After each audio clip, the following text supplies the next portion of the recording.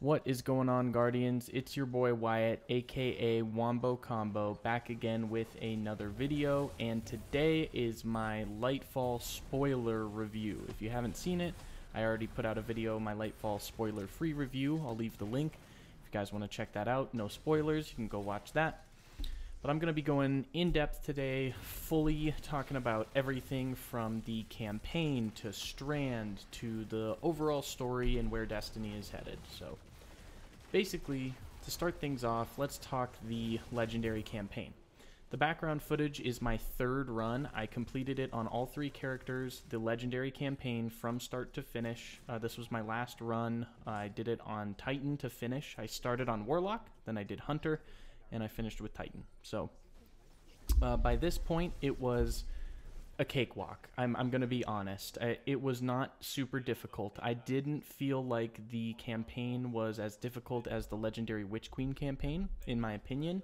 The hardest fight in this campaign is probably the final boss, which is Callus, which we'll talk about in a minute. Yeah, I mean, overall, the difficulty didn't feel like it held up, in my opinion. But that's also to be expected, because the last time we had a Legendary campaign, we only had Void 3.0, you know? So there wasn't a lot of build crafting options at the time. Now, though, everything is just dialed up to 11. I mean, we're stronger than ever, you know? And while they've nerfed resilience and ability charging and all of that stuff, I don't feel like it really made much difference with the new build crafting system. I ran Void Warlock for my entire solo run when I did it the first time. I did it start to finish by myself. And I ran Voidlock pretty much through the entire thing, and I just flew through the campaign. I mean, Devour is a nasty son of a bitch, you know what I mean? So I definitely didn't feel like it was that difficult. I've seen a lot of people say otherwise, but I don't agree. You know, I think with the right build, it wasn't that bad. The hardest fight was Callus, for sure. And actually, for Callus, I had to take off the Void build. I ended up going with, with the double fusion grenade build, because that, you know, can't go wrong with that. That's always a solid option.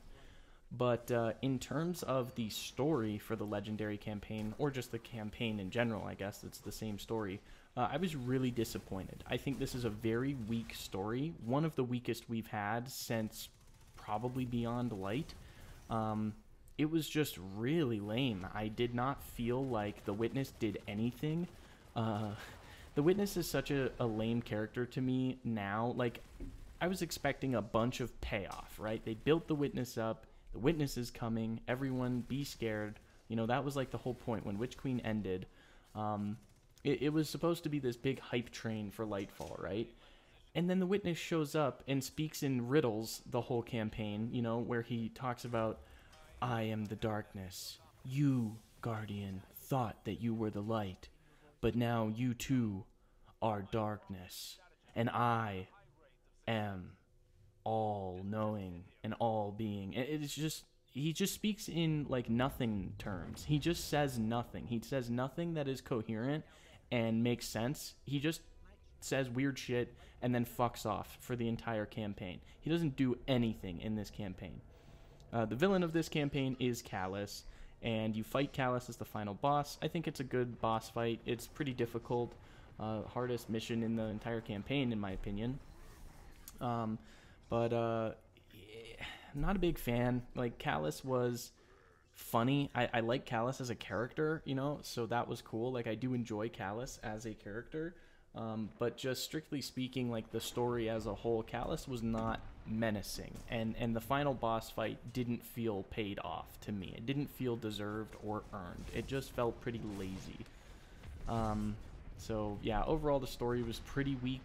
They introduced some new characters. The Cloud Striders were super hyped up. Rohan and Nimbus. I didn't like Rohan and Nimbus.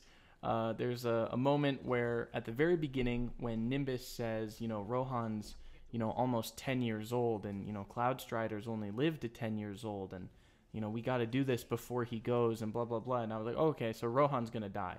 And literally in the third or fourth mission, Rohan, you know, has to make this noble sacrifice that no one could have seen coming. It was just so predictable. I'm like, oh, of course, here goes Rohan making the noble sacrifice that no one could have predicted. Yeah, that was lame. Nimbus, I do not like at all. I hate Nimbus. Nimbus is a very annoying character who they tried to make like quirky and young and relatable, and it just comes off as like super childish. They are not a good character. Um, yeah, Nimbus is just annoying. So overall, super disappointed with the implementation of the Cloud Striders as characters. I really expected more from them. I thought it would have been an interesting idea to have Nimbus die and Rohan survive. That would have been a good twist. Like, I don't know, when I think about what made the Witch Queen Legendary campaign so great, I think about the moment when you find out that Savathun didn't steal the light, but rather was killed and actually revived willingly by the Traveler.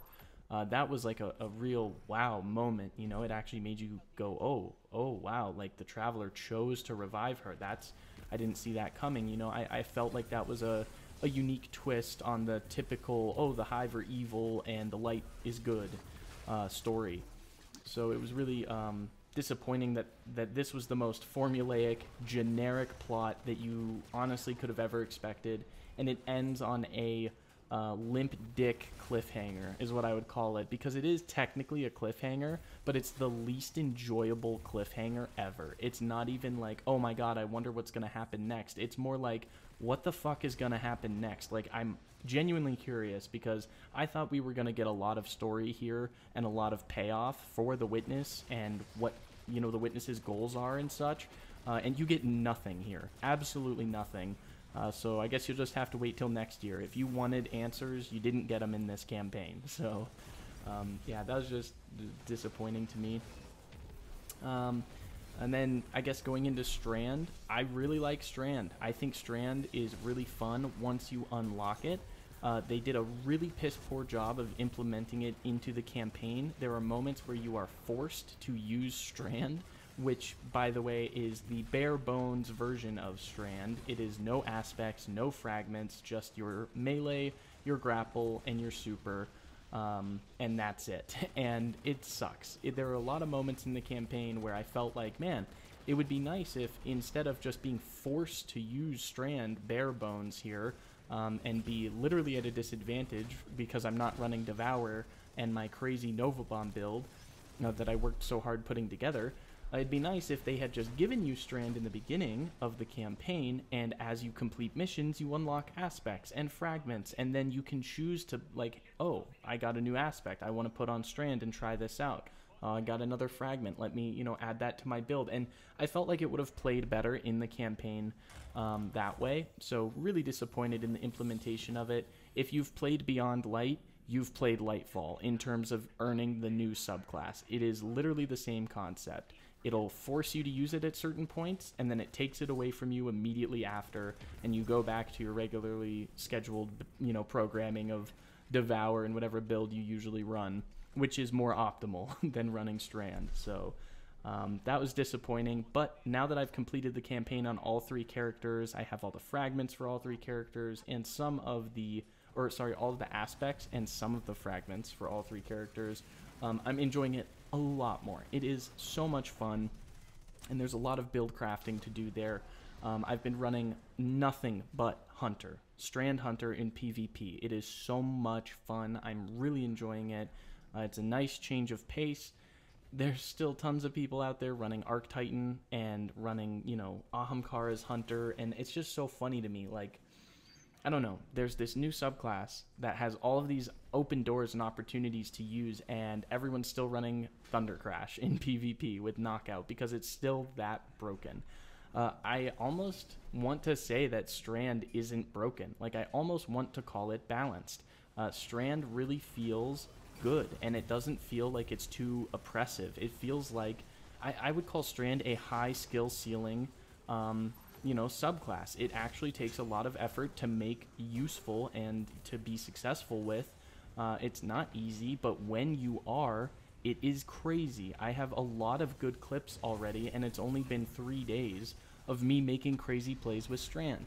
And I guess you could say that, well, part of that is people don't know how to counter it yet, but I would argue that people are already countering it very easily by running the things that they know, such as Arc Titan and Ahamkara's Hunter. Like, it's not easy to swing around on a grapple when there's a trip mine on the wall, you know, like where you're going or trying to escape to. I've had so many moments where I think I'm getting the drop on someone by grappling in, and they are waiting for me with a shotgun or watching me with a sniper. Like, it's definitely not as broken as I expected it to be, so shout out to the dev team. I'll give credit where it's due. I think it plays really well in PvP, and I'm happy to say that. I really am. I'm really enjoying Strand Hunter in PvP right now, so that's a plus. Overall, my ranking that I would give this DLC, I gave it a 7 out of 10. I've heard a lot of negative sentiment for it. It's the lowest rated DLC in Destiny history since Shadowkeep, which is surprising. Beyond Light was rated higher than this DLC, which is like, I don't know, that's really shocking. I think it's pretty good. I think it's pretty good. I think it's a C. It's a 70%. It's enough to pass. It's not amazing by any means, but it's good.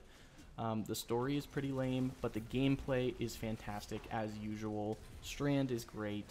The new weapons look beautiful. Neomuna is gorgeous, if not a little small. I think Neomuna definitely underwhelming as a new environment. Like, the Throne World was vast and gorgeous, and Neomuna, while it looks good, after a while it just gets a little boring. I feel like someone said that Neomuna just looks too smooth, and I was like, yeah, that's a good way to put it. It's almost like they just took Minecraft blocks and like made a bunch of buildings that you can't go into. There's no people. It's just these big square buildings with flat surfaces for you to jump on, and not a whole lot of like element or layers to them.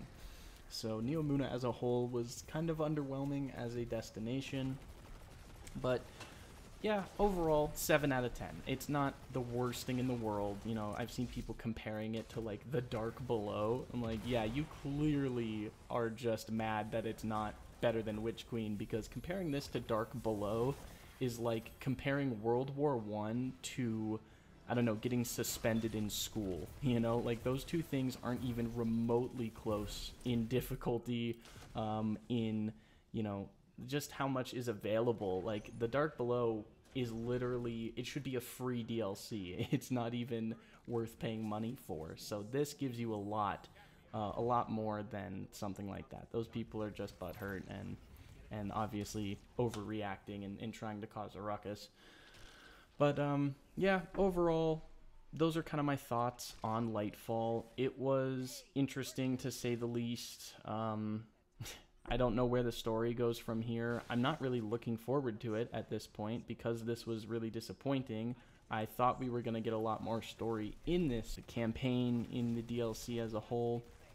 I'm really looking forward to the raid. Hopefully that will bring some new elements to the game that no one was expecting, like a Last Wish situation where once you beat the raid, it unlocks a whole new section of Neomuna or something. I don't know. I'm really grasping at straws here. I doubt that's going to happen. But it would be cool if it did, you know. Also, just because I just thought about it, but Tormentors.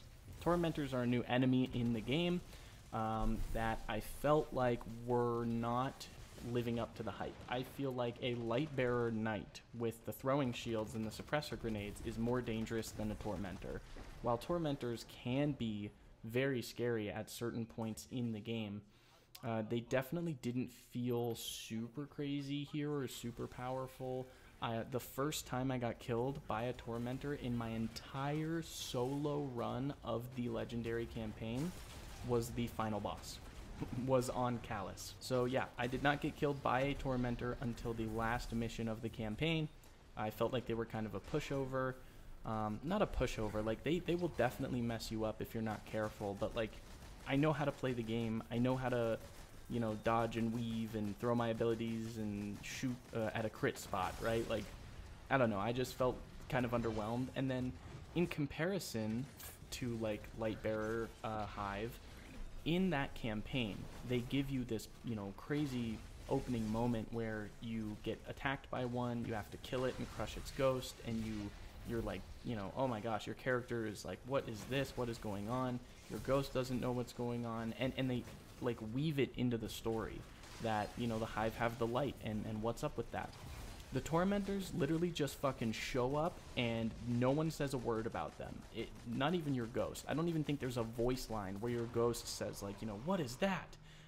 If he does, I don't remember it because this campaign was pretty forgettable. But there's just no explanation for Tormentors, which I thought was pretty lame. Like, I don't know. I expected them to be like, oh my god, Guardian, you know, the witness. If there had been like a cutscene that showed a Scion, you know, eating some fucking witness mushrooms, you know, some Neomuna mushrooms, and be turning into a Tormentor, like, that would have been cool. It would have been like, oh shit, like, here come the Tormentors, bro. But instead, they just show up in the campaign. No one really says anything about it. You just kill them, and then you keep going. So I felt like that was a really big missed opportunity there as well. But overall, yeah, those are my thoughts, guys. I don't know what else to say. It's a 7 out of 10. It's pretty good. Not amazing, not terrible, middle of the pack, in my opinion. Strand is awesome, though, and I have a lot of more content coming about Strand and just the future of Destiny as well. So thank you for watching, guys. I really do appreciate it, and I will see you next time. Peace.